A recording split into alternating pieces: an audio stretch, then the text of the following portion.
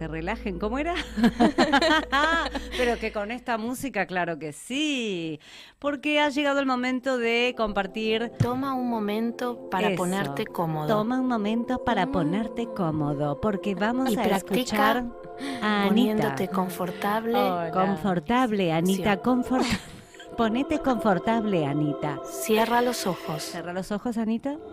Vamos a cerrar los ojos. Respira hondo. Siente el peso de tu cuerpo. Bueno, igual, frenar para respirar un momento, Está ¿no? buenísimo. Pero Porque ahora no, ahora no. La vida es muy agitada a veces. Bueno, entró en modo, vamos. Es una inteligencia artificial que nos está guiando hacia dónde. No, es nuestro micro de cultura orientalista, porque así también aparece en YouTube. Porque Sí. como hoy es el día de la locutora, voy a pronunciar todo como se me cante, porque tengo el carnet. ¡Feliz día, Gracias, Lula! muchas gracias.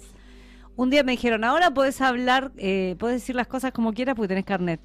Ah, es buena. No, mentira, no Pero tiene ¿cómo una es? ¿Vos ya responsabilidad. tenías voz de locutora o cómo es?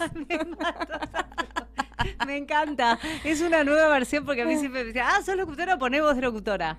Que ¿Ya hay un tenías libro. la voz o inventás tu voz de locutora? No, ¿Cómo qué sé es? yo hablo distinto cuando no. Sí, un poquito cambio. impostás la voz, Y ¿no? sí, Cuando Se lees las dice así. noticias, La te imposto, pones seria. claro, la imposto mucho más para leer las noticias, para grabar Ley una bases. tanda. Se ha comunicado que bla, bla, bla, bla. Yo no digo ley bases. Se hacía ¿Cómo burla, es? ¿viste? Ley bases. Es más como el gobierno enojada, ha ¿viste? informado que nada. Sí, ese es más autómata. No, pero Ta. sí, qué sé yo. Lo que pasa es que llega un momento en que ellos me gastan mucho Ellos. por cómo digo la Y. Claro. Paligüe. Llega un momento en que no hablas así, Villa, claro. Padilla. De Villa, Pedilla. No, así no sé. No, porque ponele yo, estudié comunicación, qué sé yo, pero no podría ser locutora. Yo no tengo voz de locutora. Es no que sé. cualquiera tiene voz de locutor. Lo que tenés que lograr es armar, que siempre te dicen la caja de resonancia, articular mejor, manejar la Modular respiración. muy bien. No hay, Hay una técnicas. voz de locutor, claro. Hay Claro. algunas voces que quizás están. Hay algunas Hay que nacen. estereotipos. No, pero de todas formas, yo el otro día con este quilombo de Brieger, ¿te acordás que yo decía Sí. qué va a pasar en Marca de Radio, que laburaron toda la vida juntos, que son amigos, qué sé yo? Entonces escuché la apertura de Aliberti y hacía un montón que no lo escuchaba, montón dije, Aliberti. que no lo escuchaba Aliberti. Bueno, yo me formé con Aliberti, lo compartí la otra vez acá. Claro, yo también. ¿Vos en En Éter o Éter. en Éter? En Éter. Claro, yo también en uno de los seminarios, mira. pero vos estudiaste allá. Yo estudié. Claro, yo hice uno de los seminarios para el interior y hacía rato que no lo escuchaba. Y Aliberti tiene de por sí una voz voz. muy grave, no es que él pone esa voz. Entonces, de nuevo, hay gente que tiene la voz más aguda, hay Sí, locutores mi que tienen la profesora de voz más oratoria aguda. en la carrera también se tenía voz de que está hace radio desde que nació. Claro. Una voz muy así, muy aguda tenía. No, pero eso Muy pero, grave. pero claro, tal cual, pero hay gente además que tiene la voz así, que Sí. articula muy bien. Pero siempre tenés hay voces que vos decís, esta es de radio. Bueno, pero eso para A mí eso voy. tiene que ver con que en la radio se eligen esas voces. Entonces vos estás acostumbrado o acostumbrada a ese tipo de voces, Correcto. a esa cadencia en el Auspicia hablar, este la momento. entonación, claro. Pero no quiere decir que no haya otras voces. Lo que pasa Claro. es que se pone de moda determinado timbre o determinada forma y o se busca eso o se imita o te piden hablar parecido a. Claro. Ah, mirá. Entonces, bueno, ahí, o sea, si sos imitadora encima mucho mejor. Auspicia este momento, Walmart en el triple sabor. Ay, a mí me encanta. Yo, en la carrera de... No, pero nada que ver. Después lo cuento fuera de... Vamos con el micro y después... Claro, teníamos el micro. Me Volvemos están con la sacando historia de la radio. minutos No, acá. claro, que después le digo, no, hay que hacerlo más corto, Anita. Bueno, dale, Anita, ¿hoy de qué vamos a hablar? Bueno, hoy... Vos vas a hablar. Sí, vamos a hablar. Yo Esto te es una interrumpo, charla, vos pero a venís mí con me la- gusta eso, porque si no, ¿qué sentido tendría? Escúchame. Escucha. Bueno, hoy vamos a empezar un largo camino que no va a terminar hoy, por así decir. Y de hecho nos vamos a otra geografía que todavía no hemos hablado, que es la India. Apa, ¿es verdad? Hoy vamos a hablar de la hagiografía de Buda. Bueno, y por eso digo que es un largo camino porque, bueno, de acá se abre como para mí una puerta a linkearlo con diferentes cosas, o sea, y con profundizar, porque es un tema tan vasto que hablarlo en 10 minutos nos queda cortísimo. Entonces lo vamos a ir haciendo Haciendo en como cuotas. en cuotas, muy En bien, cuotas. sí. En cómodas cuotas. Entonces, bueno, un poquito para esto, ¿no? La idea sería hablar de la figura de Buda y, en principio, el contexto histórico, el contexto donde surge el budismo y Buda específicamente. Y bueno, tenemos que Buda predicó en el noreste de la India, donde la religión predominante en su época era el brahmanismo, y tenían a los Vedas como principales enseñanzas sagradas. Los Vedas eran como las escrituras, digamos, de esta religión. Entonces, en aquel entonces, la meta en general era alcanzar lo que se llama el cielo de los devas, que es como los dioses, es una forma india, digamos, de decirlo. Y bueno, fundamentalmente esto se hacía mediante la ejecución de complejos y costosos sacrificios. Y también, bueno, era una sociedad que estaba dividida en castas. Al día de hoy la India sigue dividida en castas, pero bueno, en ese momento las castas eran, o varnas, se le dice también, que significa colores, a la cabeza o en la cúspide de esta... Por favor, muchas gracias. Si me se escuchan todos los ruidos de afuera, ¿viste? Bueno, en la cúspide de este sistema de castas estaban los brahmanes, los sacerdotes, que eran los responsables justamente de realizar estas ofrendas y estos rituales para los devas, para mantener el orden cósmico y social. Luego venían los yatrias, que eran los guerreros, muy importantes en esa época porque eran sociedades en constante conflicto, digamos, territorial y de distinta índole. En tercer lugar, los vaishyas, que eran los ganaderos y agricultores. Y por último, los shudras o sirvientes, ¿no? Significa sirvientes. Bien. A nivel geopolítico, en la época de donde se nace Buda, el subcontinente indio estaba dividido en múltiples reinos que se confrontaban entre sí. Y en ese entonces se estaba además produciendo una transición de comunidades de pequeña escala a reinos en expansión, en conjunto con una ampliación de las redes comerciales, que esto también es muy importante. De hecho, por ejemplo, el budismo se expande gracias a las redes comerciales, a las rutas comerciales, la ruta de la seda, de las especies. Eran lugares de mucho intercambio cultural. Y bueno, ante este escenario, las transformaciones políticas fueron acompañadas de nuevas perspectivas, obviamente filosóficas y religiosas. Uh-huh. Entonces, bueno, cada vez más brahmanes optaban por retirarse al bosque. Empieza también como toda esta corriente de perseguir una vida ascética, en rechazo a este mecanicismo del brahmanismo tradicional. O sea, estaba empezando a haber un cuestionamiento a este tan arraigado brahmanismo. Y también en ese entonces existían filósofos errantes que se llamaban samanas, que rechazaban esta autoridad védica, estos brahmanes, que eran como muy ortodoxo, digamos. Y entonces, se iban, o sea, tenían como una vida libre de lazos materiales, ¿viste? Muy ascético, muy relacionado al despojarse de todo, vivir de la limosna. Bueno, de hecho, uno de los grupos samanas más importantes fue el jainismo, que es una religión que coexistió con el budismo, y su fundador se llama Mahavira, que fue justamente contemporáneo de Buda. Pero bueno, yendo a la geografía de Buda, ¿por qué digo geografía? ¿Qué es una...? ¿Qué es eso? Yo cuando vi porque lo mandaste, voy a hablar de la geografía, yo dije, lo debe haber escrito mal. Lo debe haber escrito mal. No sabía lo que... Y te esperé, no lo googleé. No dijiste nada tampoco, porque me pareció, ¿qué es una geografía? No aguanté más y te dice, ahora, ¿qué? Aparte, ¿qué es la geografía? Bueno, geografía se dice porque es un relato que refiere justamente a la vida de un referente espiritual clave para una determinada cultura. Digamos, hay diferencia con la biografía, porque en general, la geografía contiene elementos medios fantásticos que aportan sentido a la construcción social de este mito y a la función social que tiene esta figura. Y se diferencia de la biografía porque la biografía tiene un carácter auténtico en el sentido de que se puede comprobar. Claro. Y en el caso de la vida de Buda no hay evidencia científica así tan... Hay registros arqueológicos, pero no...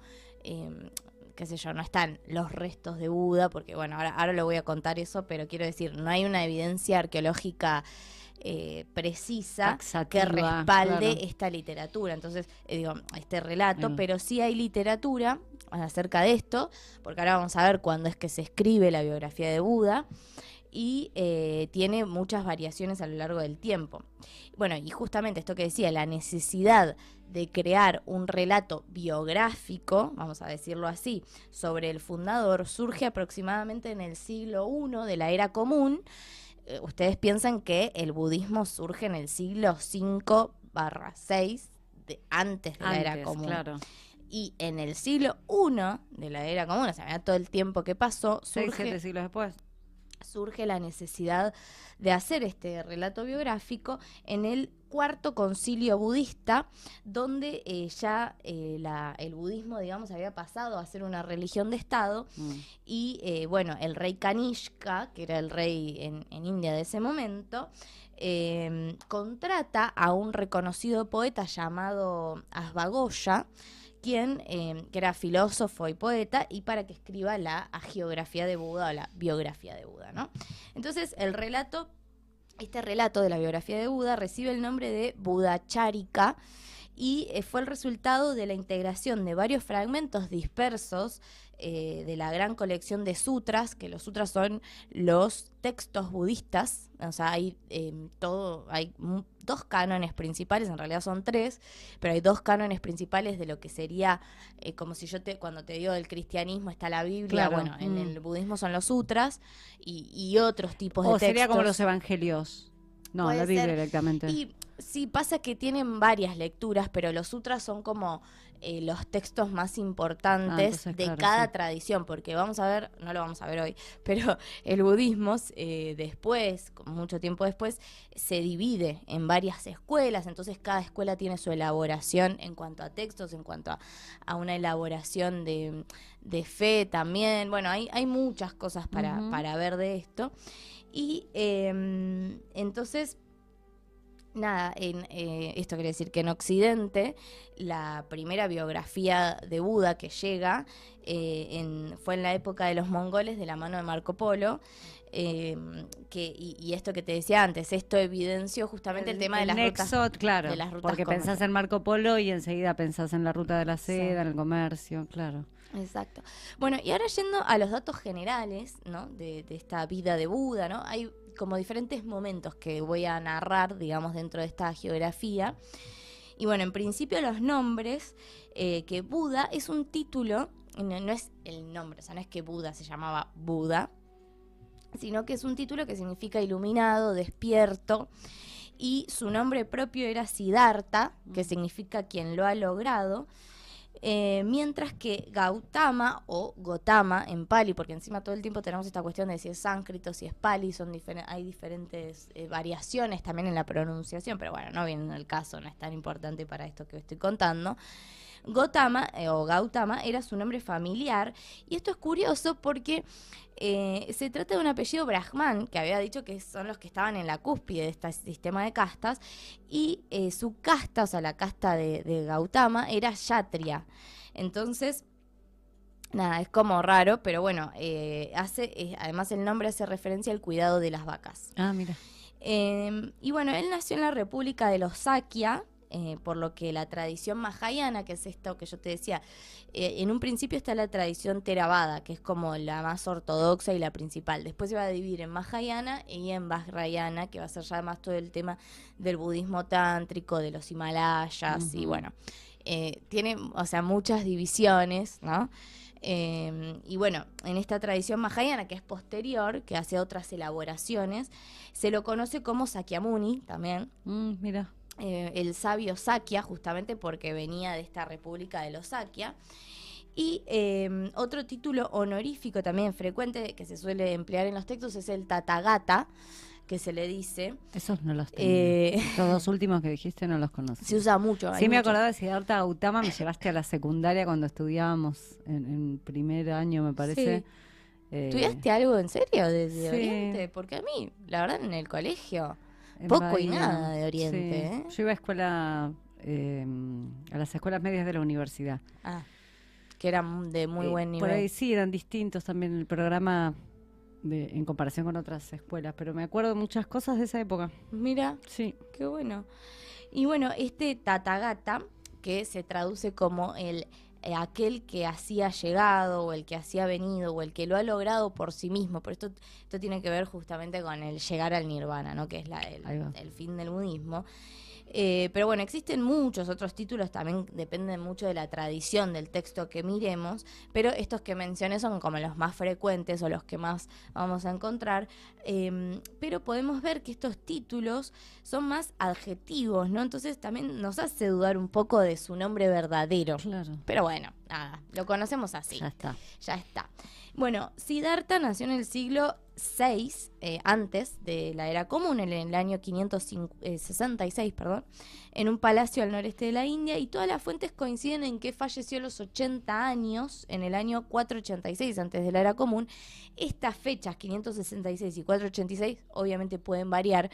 No son exactas, pero bueno, yo tomé estas y en general en las fuentes que Son encontré las que se consideran. son las que más se consideran.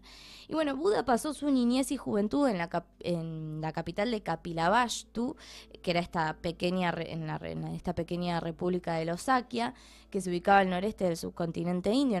Yo digo subcontinente porque en ese entonces la India, digamos, era un subcontinente, todo lo que abarcaba el territorio. Después fue perdiendo Pakistán, Nepal, los Himalayas, etcétera.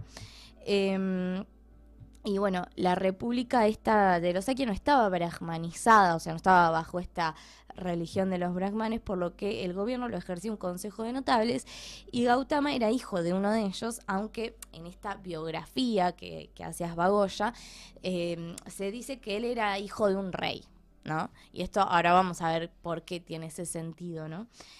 Bueno, su padre se llamaba Suddhodana, su madre Maya, quien falleció a los pocos días de dar a luz a Buda, a Gautama. Por lo que fue criado... O a Siddhartha. O Siddhartha, claro, porque Buda en realidad es un estado, ¿no? Él alcanzó la budeidad, ¿no? Cuando se ilumina. Y bueno, él fue criado entonces por su tía materna, Mahapajapati. Se casó con una princesa llamada Yasodhara, con quien a los 20 años tuvo un hijo que se llamó Rahula. Y bueno, en cuanto a los hechos, en cómo se sucede toda esta vida de Buda, que es como, tiene un halo así de misticismo, el sueño premonitorio es como lo primero, que es que, de acuerdo a la tradición, en el momento de la concepción, su madre Maya tuvo un sueño que Suddhodana, su padre, pidió que fuera interpretado por 64 brahmanes, y estos les explicaron que el sueño indicaba que este niño, por nacer, podría convertirse en un Chakravartin, que era el nombre que le daban al monarca, se llama monarca universal, era como el nombre, que se le daba al que gobernaba, ¿no? Como, qué sé yo, en China está el emperador, bueno, acá el Chakravartin era ese nombre. Un líder, pero terrenal, digamos, ¿no? Un líder terrenal, claro, o un gran maestro religioso. Entonces así marca esta conexión entre la noción de soberanía a nivel terrenal, como vos decís, o en el caso de Chakravartin, o un líder espiritual y universal en el caso de Buda, de ser un Buda, ¿no? Claro. Entonces, bueno, el nacimiento de Buda se da en un bosque de Lumbini, es una ciudad de la India, donde su madre se detiene bajo un árbol y da a luz de pie, dice, ¿no? Auxiliada por los devas, o estos dioses, porque bueno, todavía no existía el budismo, entonces tenemos como esta influencia brahmánica. Y es interesante notar cómo los principales acontecimientos de la vida de Buda, que son el nacimiento, la iluminación y su muerte, se producen debajo de un árbol. Mira. Y esto es un hecho que tal vez guarde relación con antiguas creencias religiosas de la India, en torno a los árboles, ¿no? Y de hecho, bueno, hoy Lumbini, en Nepal, es uno de los lugares sagrados del budismo y es un punto de peregrinación para los fieles, digamos. Y bueno, y por último voy a contar la gran renuncia, que es el siguiente hecho, que es cuando él justamente... él es criado con muchos lujos, o sea, se dice esto, ¿no? Que era un hijo de un rey, que vivía en un palacio, que vivía con una muy buena calidad de vida para la época. Y entonces Gautama fue tomando gradualmente conciencia y reflexionando acerca de la vejez, la enfermedad, la muerte. Y entonces esto fue despertando en él una inquietud espiritual que encajaba con la vida de los samanas, de estos ascetas típicos de su época, y eventualmente entonces lo condujo a renunciar a ese mundo de placeres del palacio. Y de riquezas. De riquezas. Bueno, hay sutras posteriores que relatan que esta comprensión de Buda se produjo súbitamente después de observar lo que se llama los 4 signos, con los que él tuvo su crisis existencial, que fue ver un anciano, un enfermo, un cadáver y un samana, un asceta, durante un paseo en carro que tiene.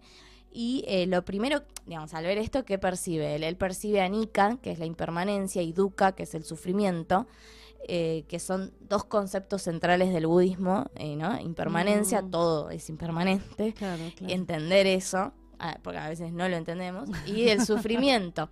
Que esto igual lo voy a venir a desarrollar en una próxima, voy a desarrollar obviamente todo lo que los falta se va a ir conceptos desarrollando. fundamentales del budismo, pero bueno, acá estos son los 4 signos que él ve y dice, no, ya está, yo tengo que renunciar a todo No es esto, por acá, no dijo, es por claro. acá. Y entonces ahí decide emprender la búsqueda de la liberación de estos sufrimientos, abandona su hogar, a su mujer, a su hijo, bueno, eso es un poco cuestionable, para convertirse en este asceta errante, y prometió regresar a su hogar una vez que se iluminase para guiar a los demás a la liberación. Entonces renuncia a todo y comienza su vida de asceta. Y acá vamos a dejar, y la próxima semana vamos a hablar de qué sucede En luego nuestra de esto. próxima clase. En nuestra Yo vengo a clase. me Vamos encanta. vamos a hablar de qué sucede, qué hace la búsqueda de él como asceta, la iluminación, cómo se da esa iluminación, y al final de la vida de Buda. Hermoso. Bueno, entramos por el lado del budismo entonces con la licenciada Ana Eva López Buscairol. Ahí la etiquetamos también para que puedan seguirla en Instagram. Y recuerden que también vamos compartiendo durante la semana, tiene su canal de YouTube, Cultura Orientalista. Columna, lo cambié a Columna Orientalista. Ah, genial. Porque vos sabés que no hay un nombre así, entonces dije, listo, Columna Orientalista. Columna Orientalista ¿Qué hago en yo? YouTube. Vengo a la radio. Claro, y si no, nos mandás el WhatsApp al 280-505-1401 y te mandamos directamente el link a tu domicilio. Nada, te mandado por teléfono, claro, pero ¿dónde va a ser? Gracias, Anita. No, gracias a vos. Hasta luego. Estamos en las redes. En Instagram, Radio Azul Media.